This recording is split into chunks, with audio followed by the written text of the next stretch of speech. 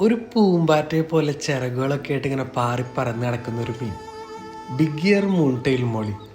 ഇത് അവർക്ക് ഞാൻ കൊടുക്കുന്ന അവരുടെ മന്തിയാണ് കേട്ടാ.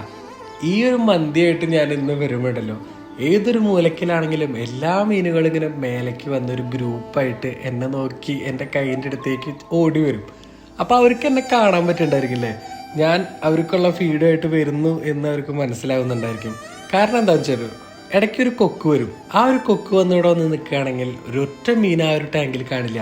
ഏതൊക്കെ ഗ്യാപ്പിൽ അവർക്ക് പോയി ഒളിക്കാൻ പറ്റുമോ അവിടെയൊക്കെ പോയി ഇവർ ഒളിച്ചിരിക്കും. അപ്പോൾ അവർക്ക് ശത്രുക്കളെയും മിത്രങ്ങളെയും തിരിച്ചറിയാൻ പറ്റുന്നുണ്ട്. സൗണ്ടും അവർക്ക് അറിയാൻ പറ്റുന്നുണ്ട്. കാരണം നമ്മൾ പുറത്തുനിന്ന് വലിയൊരു സൗണ്ട് ഉണ്ടാക്കുകയാണെങ്കിൽ അവർ പേടിക്കുന്നത് നമുക്ക് കാണാൻ പറ്റും. അപ്പോൾ കരയിലുള്ള ജീവജാലങ്ങളാണെങ്കിലും വെള്ളത്തിലുള്ളതാണെങ്കിലും നമ്മുടെ അടുത്തേക്ക് ഓടി വരുമ്പോൾ അവർക്ക് എന്തൊക്കെയോ നമ്മളോട് പറയാനുണ്ട്.